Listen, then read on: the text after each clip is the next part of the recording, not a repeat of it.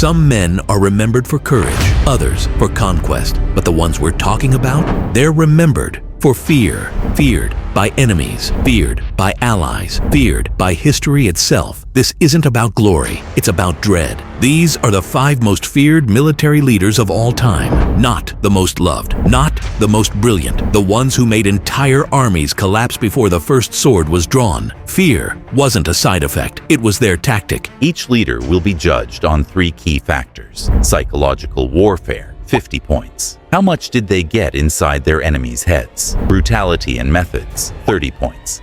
How far did they go to crush resistance? Legacy of fear, 20 points. Did their name echo through time like a curse? Let's begin. Napoleon Bonaparte, the ruthless strategist of Europe. He didn't need barbarism, he had brilliance, and he used it like a weapon. Don't let the paintings fool you. Napoleon was a force of nature, precise, relentless, unforgiving. In 1805 at Austerlitz, his 68,000 crushed 85,000. He didn't just win, he dismantled them. He played chess while others played checkers. In war, the moral is to the physical as 3 to 1, he said, and he meant it. His stare could break generals. His reputation won battles before they began. He mastered the terrain, outpaced his enemies, and made surrender seem like strategy. Entire forces folded at the sound of his name. Napoleon didn't just fight wars, he rewrote how they were fought, and no one ever felt safe when he was still breathing.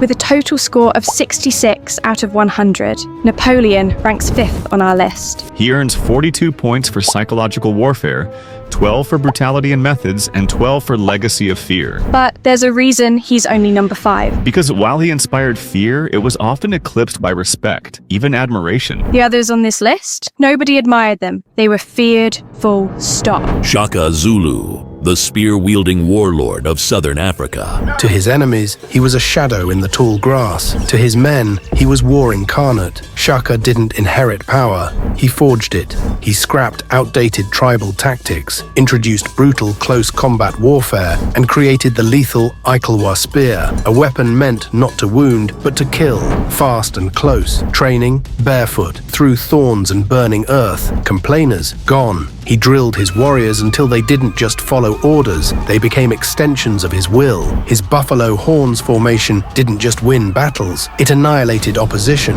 By the 1820s, his impi warriors weren't just feared, they were legend. Villages turned to smoke, kingdoms collapsed, cultures disappeared into ash. He ruled by terror, crushed resistance, and reshaped an entire continent. Even his assassination couldn't kill his influence or the fear he left behind. With a total score of 70 out of 100, Shaka Zulu ranks 4th on our list. He earns 35 points for psychological warfare, 25 for brutality and methods, and 10 for legacy of fear. He's number 4 because while his methods were brutal and effective, his legacy of fear was more regional. The next 3, the world still whispers their names. Vlad the Impaler, the blood-drenched prince of Wallachia. Yes, that Vlad, the one behind Dracula, but the real horror, no fiction needed. Vlad III of Wallachia didn't just kill, he made it performance art. Tens of thousands impaled alive, bodies displayed like grotesque billboards, a warning written in blood and agony. Ottoman envoys found 20,000 corpses lining the road to Vlad's capital.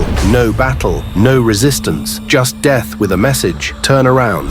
He once dined calmly among a forest of the dying. No flinch, no remorse. Fear was his armor, cruelty, his sword. But it wasn't sadism for show. His brutality worked. He kept foreign invaders out, maintained internal order, and made one of Europe's most powerful empires pause. Even the mighty Sultan Mehmed II chose retreat over revenge. Vlad turned fear into a fortress and dared anyone to storm it. With a total score of 76 out of 100, Vlad the Impaler ranks 3rd on our list. He earns 38 points for psychological warfare, 28 for brutality and methods, and 10 for legacy of fear. That's why he's number 3. His tactics were horrifying, but effective. His legend still fuels nightmares. And unlike Dracula, Vlad the Impaler was very, very real. Attila the Hun, the savage horse lord of the steppes. They called him the Scourge of God. When that's your nickname, diplomacy's off the table. Attila didn't just defeat civilizations, he erased them from memory. He rode at the head of an empire with no interest in negotiation, only submission.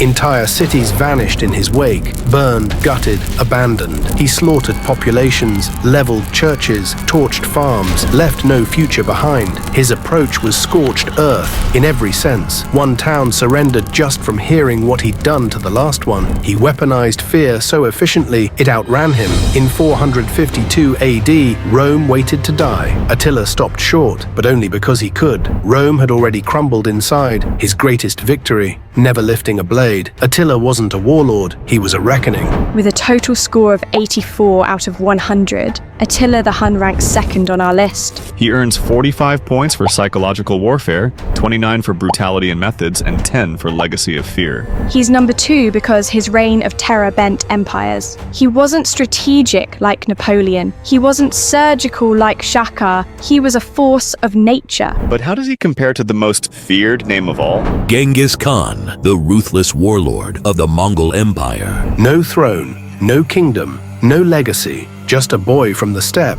But Genghis Khan would carve the largest land empire in history and leave millions dead behind him. His armies didn't just conquer, they annihilated. Resist, and your city was flattened. Obey, and you might live to tell others why they should too.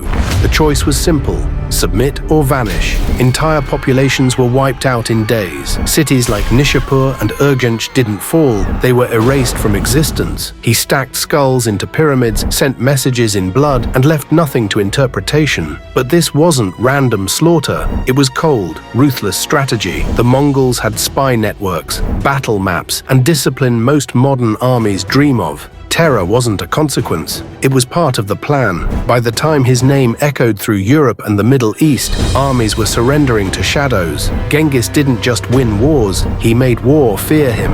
With a total score of 92 out of 100, Genghis Khan ranks first on our list. He earns 50 points for psychological warfare, 30 for brutality and methods, and 12 for legacy of fear. That's why he's number 1, because when you hear the name Genghis Khan, it doesn't just sound like history. It sounds like a warning. These men shattered expectations, commanded armies, and changed history. But do you agree with the rankings? Who would you put at number 1? Drop your thoughts in the comments. And if you enjoyed this countdown, hit the like button, subscribe, and turn on notifications for more epic historical rankings.